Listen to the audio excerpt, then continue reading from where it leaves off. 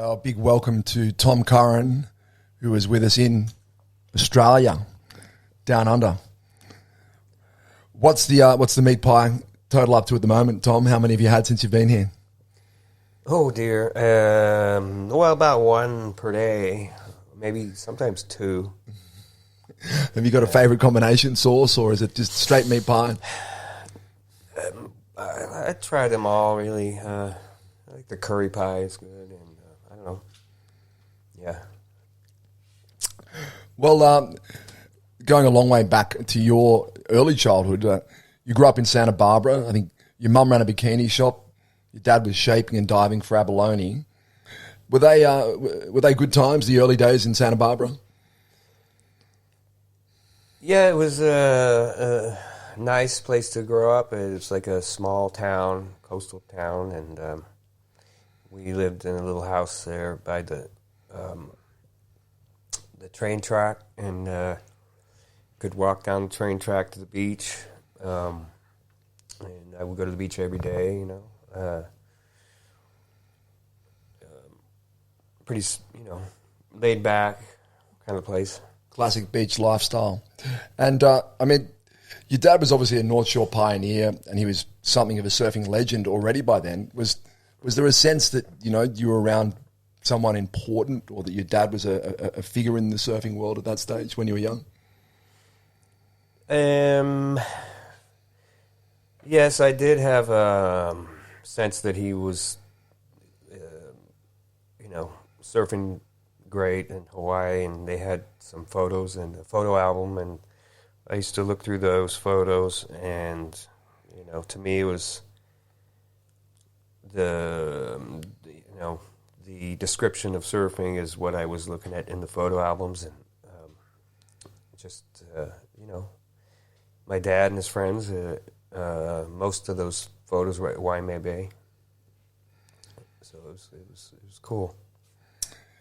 I read a quote from an early Tracks magazine, and it was you talking about your dad, and you said, he didn't hype me with surfing, he didn't tell me to surf.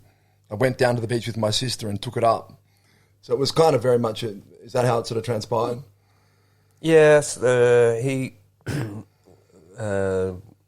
moved up from Newport Beach when I was 6 months old, and he was in the diving business, and this was in, I guess, when I started surfing around 1970, and so when they moved, it was 1965 or something. So they moved, and then we were there, And what do you, from your dad, if you had to pick one fundamental thing that you learned from him growing up and surfing, what was it? Well, he told me once, he said that my surfing was more like Jeff Hackman than Larry Bertleman. That was probably the one thing that he told me about, my surfing. And, I was starting to get into the contest, and when I was around 14, and the contest thing was obviously not his thing. They had their competitiveness, but it was about their peer group. There wasn't a careerism type of thing at all, There was board building, and it was a different vibe. So when he told you that your surfing was more like Jeff Hackman than Larry Bertleman, did that make you want to go and be more like Larry Bertleman, or to kind of stay on the Jeff Hackman angle? Yes, I don't know. I think possibly he would have said that because I was riding a Stinger at the time with the fin box, the fin way up, and this kind of thing. So, it was just he was just, telling me, or, what his thoughts were on that was, he didn't say much. But it was your mum who actually drove you to a lot of the surf contests early on, wasn't it? Mm-hmm. She was a big influence in that respect. Yes, she took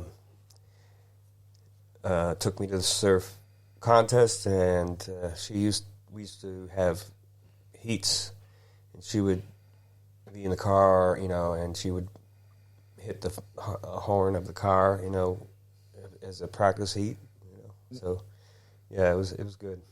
Mock heats with mum. What about if a set was coming and you're in the contest? Would you get the horn? Yeah, probably for sure. A lot of people talk about the Tom Curren style. Was it something that came naturally, or was it something you worked at, or was it a result of watching particular surfers and surfing waves like Rincon? It was the monkey see, monkey do. Yep. Yeah, you want to try to emulate your favorite surfers, and going back early, remembering BK, Jeff Hackman, and so trying to do that, and then the Australian push came along, and that we had definitely some great references. Was Rincon an important part of your evolution as a surfer? Do you think riding that wave and the repetition that it allowed for? Yes, Rincon was a great place to surf.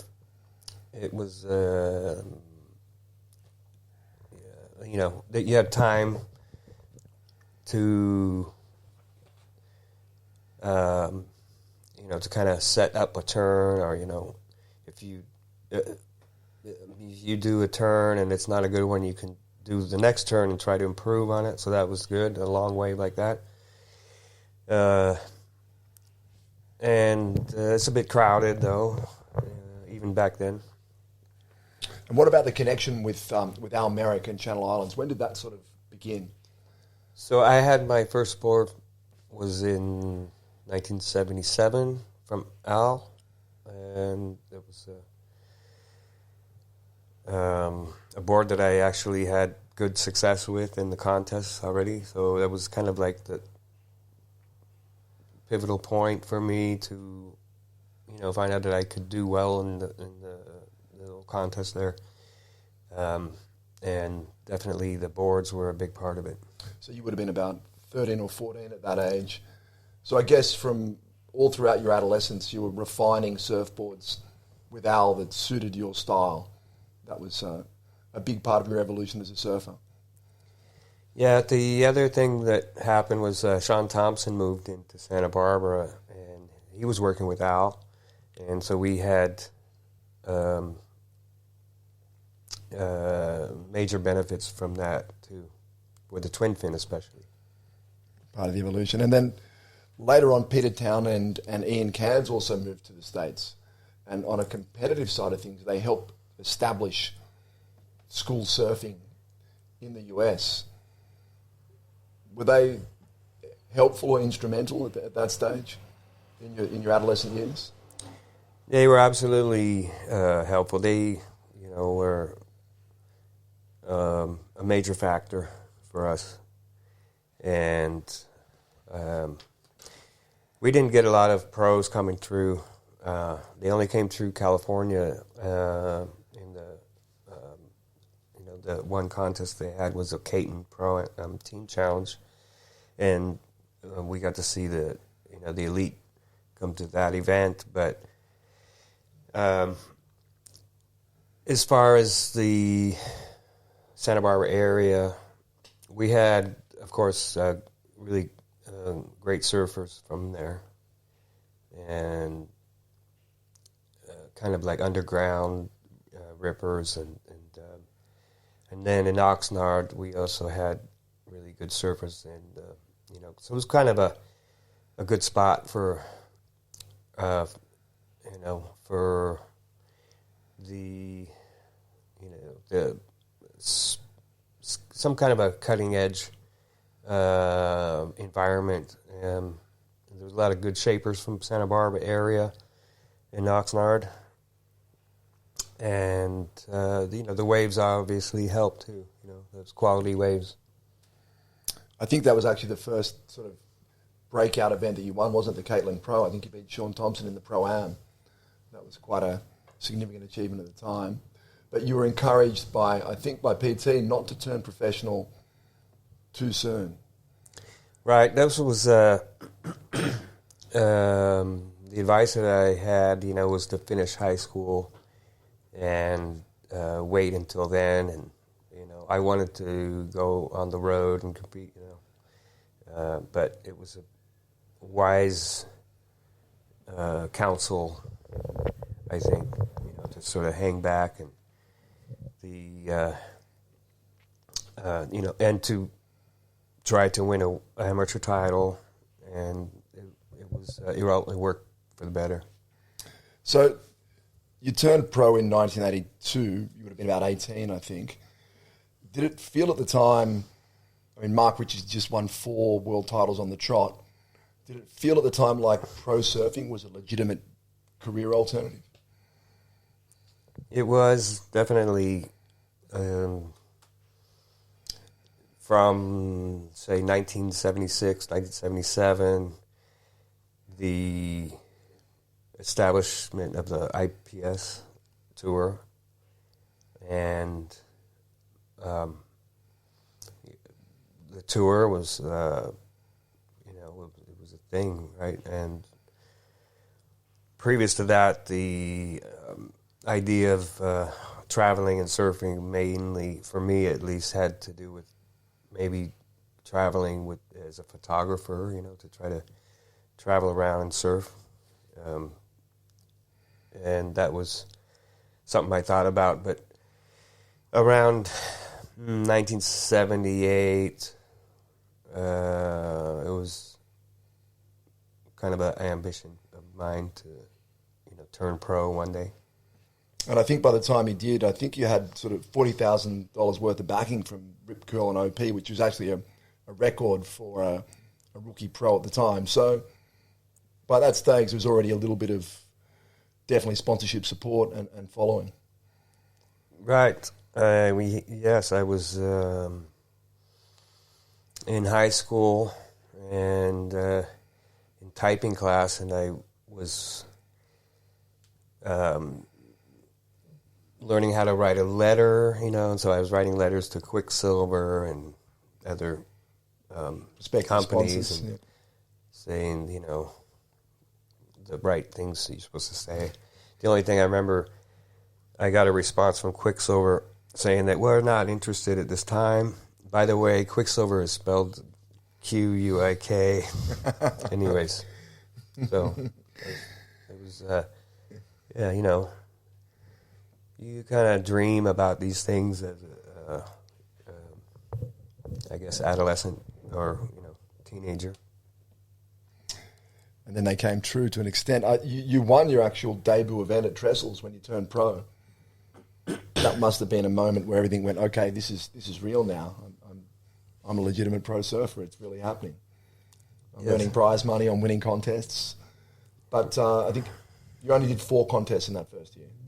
Yes, I joined the tour at the summertime. So, 4 events. And then Australia was still very dominant as a surfing nation at that time. Only one other person had won a world title, Sean Thompson. Then the following year, so you must have gone to Australia. What was that like? Was there kind of a little bit of fear of the Australians and excitement as well? I guess it was more excitement, and we had an event where the Australian team came over to California, and they had an event in Ventura. It was I did very well. I surfed against Richard Cram, and the waves are really small, but I beat him, and he was one of the top pros at the time, and I remember that event because the Australians were really very they had this sort of team, kind of a good kind of vibe about them. They used their sort of collective power at an event, and there was a sense that you weren't just surfing against one person all the time, you were surfing against an Australian team. Yeah. So, obviously you had a lot of success as a junior. Did you feel this big expectation from the US fan base to take on the Australians? You were the hope for American surfing. Was that a lot of weight and expectation on your shoulders? Well, I'm not sure.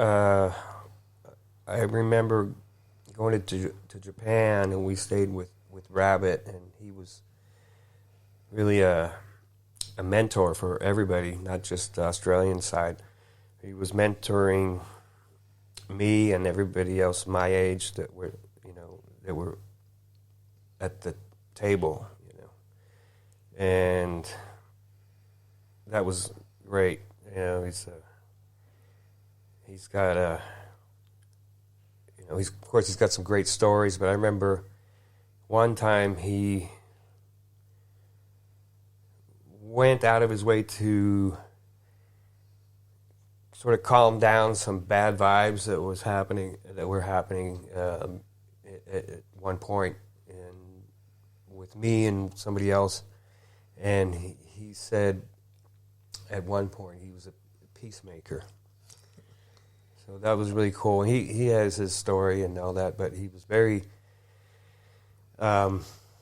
generous with his his mentorship of the young crew. Do you remember arriving in Australia for the first time? Do you remember the first trip? Yes, I remember arriving on the Gold Coast, and we stayed at the style.Between camp, and it was in wintertime in Australia, and Burley Heads just had a really good sandbank, probably the best sandbank I've seen there, actually. And you fell in love with Australia pretty early on, I guess. Yes, I already was fascinated with Australia because of the movies, and also because of friends who had been to Australia, and they would describe it. And I remember when the Men at Work first album came out, and I remember, we got a advanced, advanced copy of Men at Work before anybody else heard it in the States, and so from the music as well to the surfing. Was that the album with Land Down Under on it? Was it? Right, yeah. That's the one. And that was on high rotation on your record player for a while. Yeah, it's a great album, man. Yeah.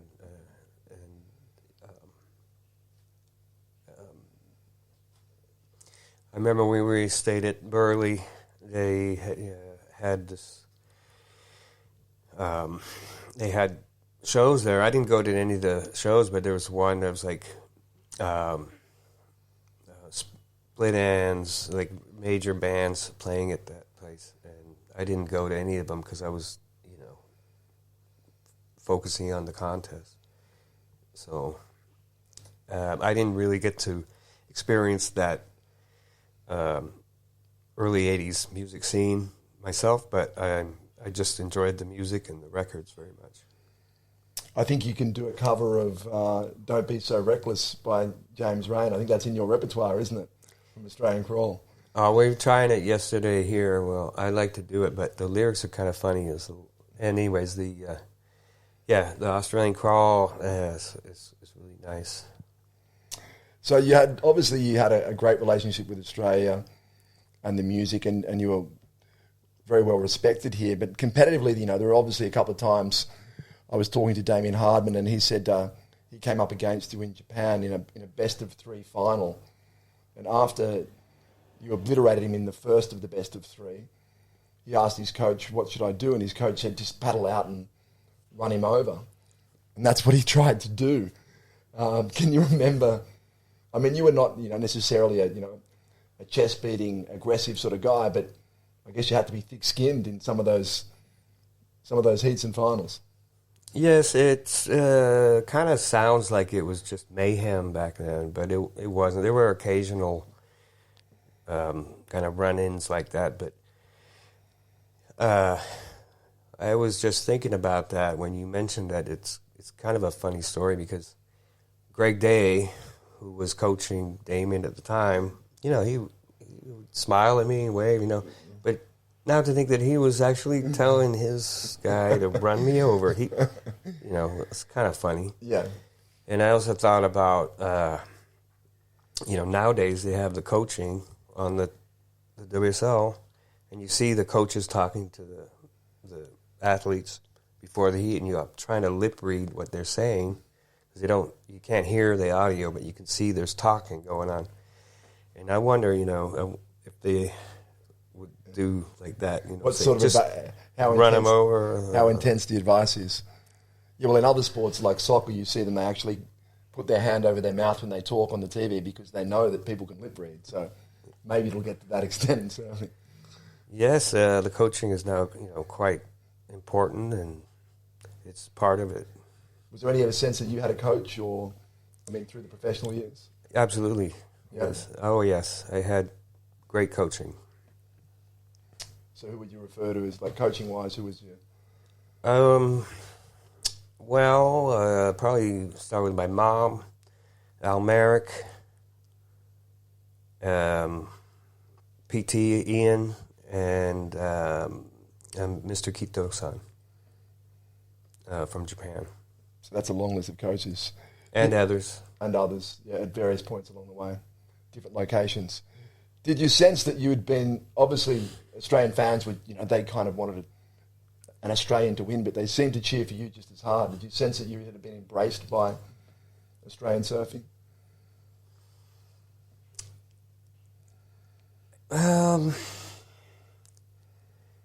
Yeah, I was, one of my first times I came over here, I stayed with Helen Banks, Jim's sister. And Jim Banks, I knew a little bit because he spent some time in Santa Barbara. And they didn't show any kind of animosity or anything like that. I remember one time I was at Duramba and I spit on the ground, and somebody said, "Hey, don't spit on the floor."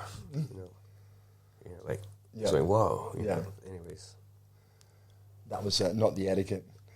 But once you won the world titles, you had a lot of media exposure, not just within surfing. You had it outside of surfing. There were profiles in Sports Illustrated and various other magazines at the time. I guess you weren't someone who necessarily craved the limelight. Was it difficult for you in a way? Was there a part of you that just wanted to crawl away and escape it all? Yeah, I suppose. But it's part of it. I don't know. I guess part of it, yeah, you do like it as well. Part of you likes it as well. It's a balance. Is it also is it a high? Is it quite addictive to win the event and get the attention? Does that an element of that bring you back for more? I suppose there's something to that, yeah. I think by 1986, the whole competitive thing, you were starting to feel a little bit jaded by it. You'd won your 2 world titles, and you said in an interview, I think it was with Sam George, in terms of competition, all it signifies is who's best at getting 4 waves to the beach. And when you look at it in that form, it's really insignificant. So I guess you were starting to think a little bit more about what competition really meant in terms of and surfing. Yeah, so there's part of me that thinks a lot of it's just hype, and then the other part is it's worth going after. It's hard. There's a lot of it's got its dark side, competitive surfing, I think. But I guess, even after 86, you kept coming back. You had a couple of years off, and then in 1990 you won from the trials, and you actually won 7 events that year. And you had Gary Elkerton breathing down your neck for most of the way. I guess that there must have been... Was there a time in that world title where you doubted your ability to win it from the trials? Yeah, maybe around mid-season I just was... maybe not drifting, but I was sort of just... in a certain way, a little bit vulnerable for, to miss out on that opportunity to take it right through to the end of the year. And so I guess I realized that it was definitely worthwhile to, go 100%, and stay focused. So, in terms of, I don't know if you can recall, but it meant starting each of those events from the trials. In the 7 events that you won, can you remember how many times it actually meant you have to surf, roughly, by the time you got to the final? Not really. I do know that I got a couple wild cards too. So it was it wasn't all the events from the trials, but many of them. The rivalry with Mark Occhilupo gets talked up a lot by the press. I mean, did you enjoy surfing against Mark? It was, yeah,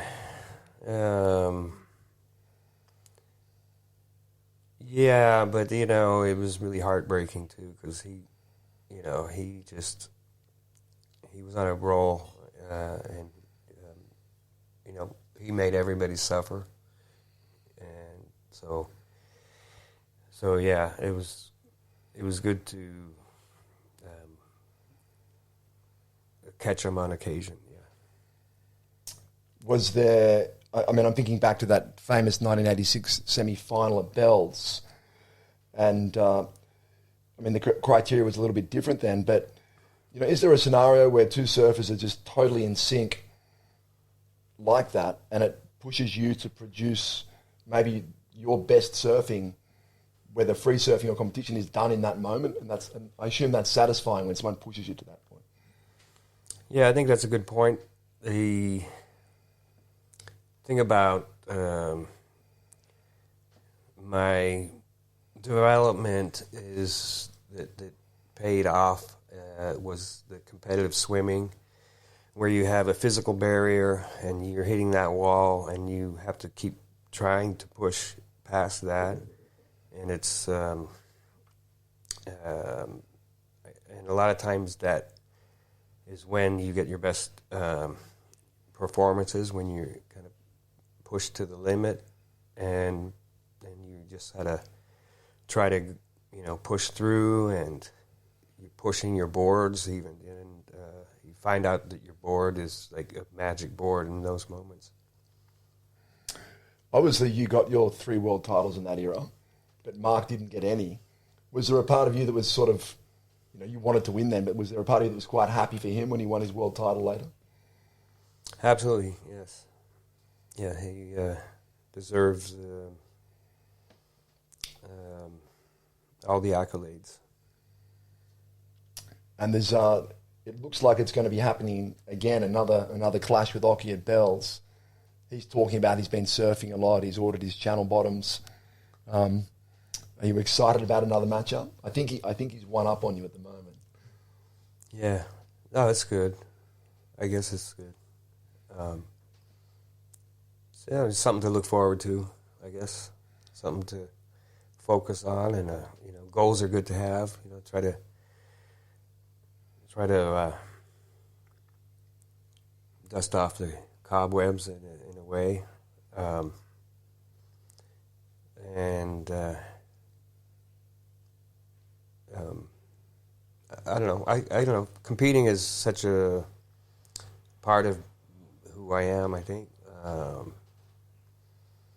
So Yeah. I think Kelly is the one who keeps tabs on the results between you and Occy. He keeps the tab on the ratio of who's got the most wins and losses. According to Occy, that's what happens. But what were your thoughts on him winning the Pipe Masters on the cusp of his 50th birthday? Yeah, that was amazing, and it's just he's done a lot of work. He's stayed focused for a long time, and that's what happens. You can do a lot if you just stay focused. Does it inspire you not necessarily to go out and compete, but to say, well, I think you're 58 now. Does it say, well, I can surf well for longer? Do you draw some inspiration from that, seeing him do well? I suppose it does. Yeah. I suppose it does for everybody. So the question came up last night when we were at the screening. It was about the incident where you rode the stickerless board at Haleiwa, the Maurice Cole, and you won the event. Now, that was often viewed as kind of an anti-corporate statement, but what's the real story behind what happened there?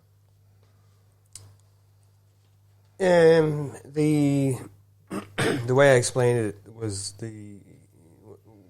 which is true, is that my board showed up at the beach right before my heat, and I didn't have stickers, and I would have drawn them on my board quickly, but I just went out and surfed, and I got through that heat, and then the stickers came on, and I just didn't put them on, whatever, just thinking, well, I'm just going to leave it like that, that probably doesn't matter, but it did matter, and of course, it was the contract that I signed where I was, supposed to put those stickers on, and I read the contract. I knew what was in the contract, and I didn't put the stickers on. And I think as a consequence, so were there any tough conversations afterwards with sponsors? Yeah, there was, I lost my sponsorship with OP, and, there was for whatever statement, I guess there's a price to pay, But shortly after that, you signed a really good deal with Rip Curl. I think it was a $2 million deal not long after that heat. Was there a conversation that you had with Rip Curl? I mean, free surfer was becoming a bit of a term and a concept. Was that idea already developing in your mind that you could be a professional surfer without having to compete? Well, I guess my thoughts on that would be the case of somebody like Wayne Lynch and Nat Young and this movie called Day in the Life of Wayne Lynch. And that was, really popular movie at the time. It was a Quicksilver movie, and it was kind of refreshing, and Rip Curl wanted to do something like that, and I thought the idea was wonderful. Travel around and surf perfect waves, so it was the timing was perfect for me. Did you feel like your surfing actually got better in that window because you were surfing better waves, different boards? I think so. Yes.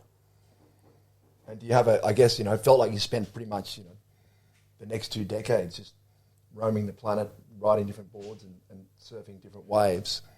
Is there it's a big time frame we're referencing there, but is there sort of a favourite memory from that, I guess, that 1990s into the early 2000s of travelling with the surf? I think the best memory I have was the very first trip to Jeffreys Bay. We spent about a month in Jeffreys and then another few weeks along the south coast of Durban, and we got a lot of really good waves. And I remember one time I was surfing out by Cave Rock, and the waves were really bad, and I just couldn't even surf. It was weird. It was like I couldn't surf bad waves. So we had a lot of good waves. You'd surfed so many good waves that you'd forgotten how to surf the bad ones. That was your indicator that you'd been having a good time. Yeah. You had a bit of a reputation in that era for going on surf trips and not showing up with, maybe one board or not many boards, and you'd ride a lot of other people's boards. Was that because you liked the idea of adapting to something new, or just the kind of almost potluck element to it, experiencing something different? Well, I think I had my boards, and back in the day, we only really traveled with 3 boards most of the time, unless you're talking about Hawaii. MR would travel with 2 boards usually. Sometimes Martin Potter would travel with 1 board. Yep. And it was a good board. Mm-hmm. And so you have your favorite boards that you're used to, and then I got to work with some local shapers around, particularly in Jeffries. I got to meet some shapers and, trying out their boards, and they were interested in having me try their boards. I remember one board I had from Peter Daniels. It was probably the best in that situation. He made me a board, and it was such a good board, I broke it on the first wave. But you knew in one wave how good it was. Yeah, it was amazing. Whatever happened to Black Beauty, the board from the heat with Oki? That board was destroyed on the Southern California freeway, and it wasn't just like damaged. It was messed up beyond all recognition. So. But it wasn't. I think you had someone was transporting it for you at the time, weren't they? Yes, and if it was me, and I was taking care of somebody's favorite board or something, I would be just really depressed about it. It's just a bummer. But I thought it was hilarious. I told the guy, it's okay, but don't like beat yourself up because it's just a board and all that. And then I had the original board that was designed after was had a red stripe on it and not a black one, and that board was the board that I had a lot of success on during the year. And then I got the title, and that board actually had, the fins were different. There was like a asymmetrical fins by accident, I suppose, and it was just a solid board for overhead waves and tubes and things, and it was kind of that was the original one. We still have that. You still have that one with the asymmetrical fin and everything. Yeah. Have you ever tried to recreate the asymmetry of it or not? No, but the other thing I should mention is that the fins were closer together too, so it made the board a bit looser. You've been experimenting a lot with boards recently. What's fun about it? What do you like, or what do you sort of strive for with your board experimentation?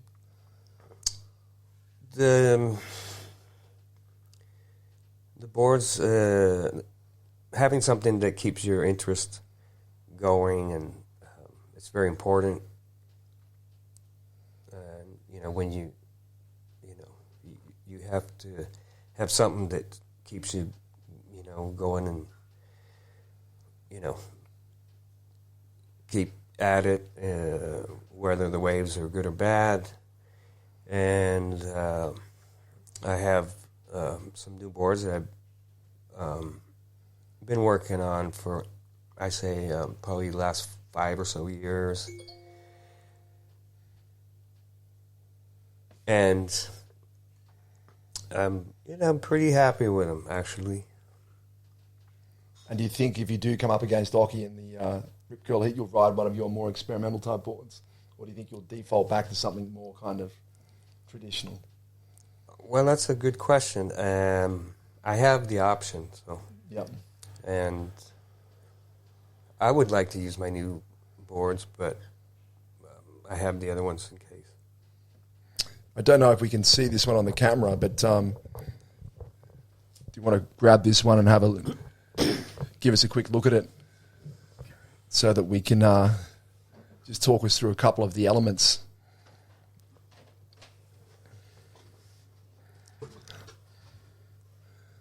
So you can see on the front, it's sort of got a really low rail. Is that for sort of an increased sensitivity is what you're looking for? Yeah, the board itself is very thin. Yep. So it's more lively and flexible. Mm-hmm. And the foam on the top is for flotation. So extra thin with added foam, quite a low rail. And then, I don't know if we can see those, but this is your kind of patented fin. What's the theory behind the fins? Those fins were developed in France, and I got them from the original ones that I got were from Jerome Sayun. And I really liked them right when I tried them. I tried the thruster set. Yep. And then, since I was riding a twin fin, we started to, make a twin fin version. And so what I found just recently is that this is because of the thruster setup and the thruster positioning, the boxes are, further forward than the twin setup. Yep. And as far as I can tell, it's better positioning for these fins. I have a little trailer fin in the back. And I guess the key part of this whole thing is the flat tail rocker and a curvy outline. And it's 5.5, I think this one? 5.5. 5.5. Looks like a lot of fun. Maybe we'll see it at Bell's.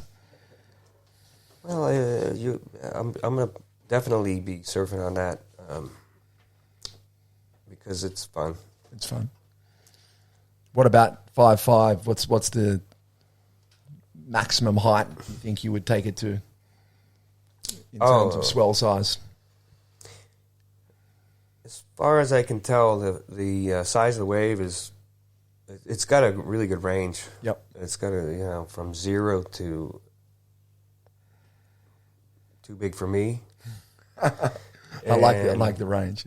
It's a matter of being able to crawl into those waves at some point because the flatter tail rocker allows for longer turns, and it's got it's quite fast. Definitely looking forward to seeing you on that one at Bell's. Thank you. I guess one other thing that a lot of people would also be curious, just on a slightly different tangent, is so all of your 3 children have followed you into surfing. 4. I think, have all 4 come into professional surfing, or 3 out of 4? I mean, they've dabbled in it. 3 or 4 have sort of certainly gone down that path.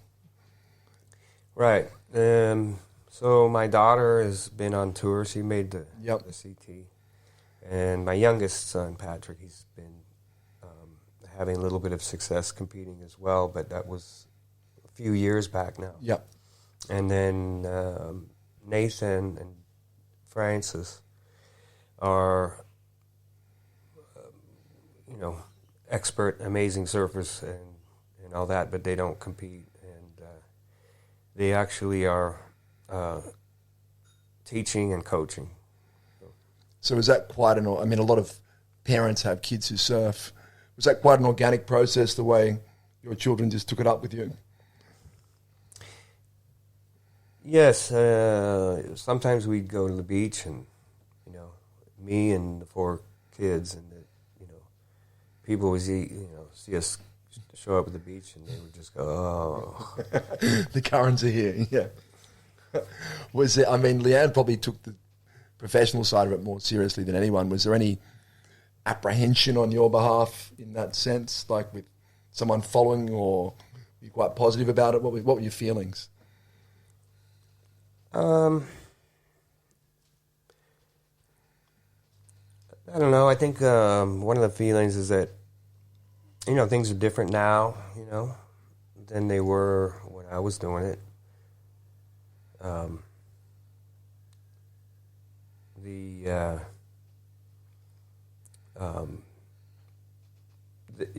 It's you have to deal with a lot of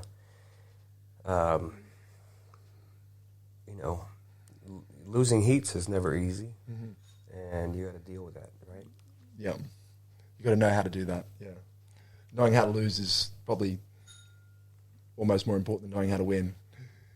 I suppose it helps you grow and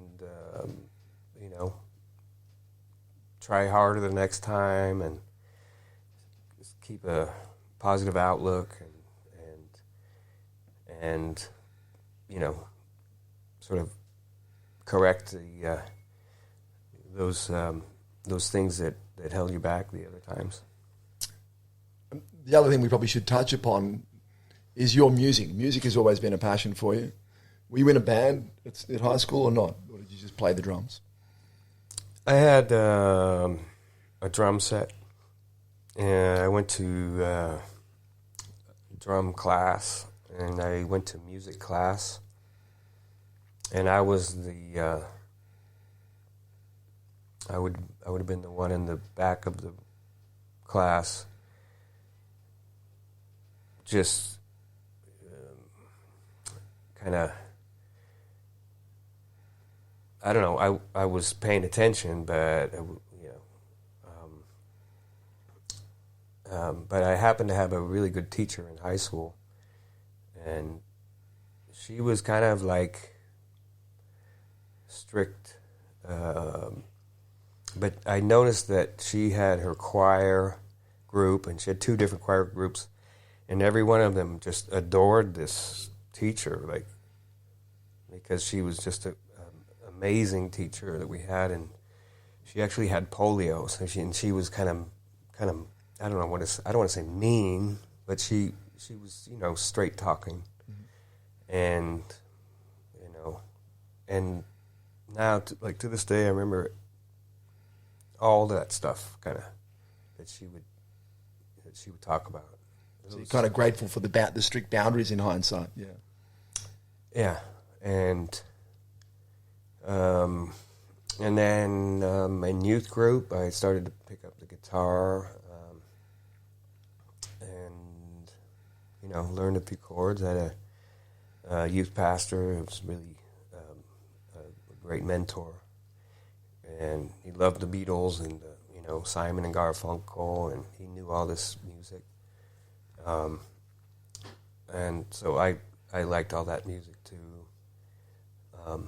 That was kind of where it started, I guess. And it's evolved quite a lot over the years. You eventually recorded an album, 3 Stars from Rolling Stone, I believe, when it came out. Yeah. That was. I don't know. That's pretty good, I guess. I mean, I don't know. I don't know if I would have given it 3 stars. But yeah, no, the recording process was amazing. We got great session players. And that's an ongoing, it almost works in sync with your surfing, it seems like. There's still there's sort of almost the 2 defining elements of your life is your music and your surfing still. Yeah. Yeah, it's, I guess sometimes I think about it like sometimes you just have everything's working, and then most of the time it's just kind of, just kind of like, keep doing it because you think you got talent and stuff, and you believe in what you can do, and then sometimes you just have these great moments, right? And I guess that's with surfing and music. Yes, I think so. So the kind of the perfect Tom Curren day is almost magic surf and then kind of a jam session where everything just comes together is like that's that's sort of like in a nutshell. Yes. Yeah, in a day. And I guess the last one, playing with the family. We saw you playing with Pat last night, which was great to see that happen. Leanne's also quite a good musician as well. I'm not sure about the other family members, but that looks like a lot of fun. Surfing with the family and playing music with the family. Yes, you're right. And I love every opportunity I get to play with Leanne and Nate and Patrick. Especially the practices at home. There's just some moments that are very dear to me. Will we ever see a band, the Currens? Will we ever see that emerge maybe as an ongoing? Yeah, I think so. I hope so. We love to play. My mom is also a very, very talented musician, so I can see that happening where, we get 3 generations going. That'd be cool. Would be good. All right, Tom, thanks very much for your time, and hope you enjoy the rest of the time in Australia, and good luck against hockey if you do surf. Thank you very much.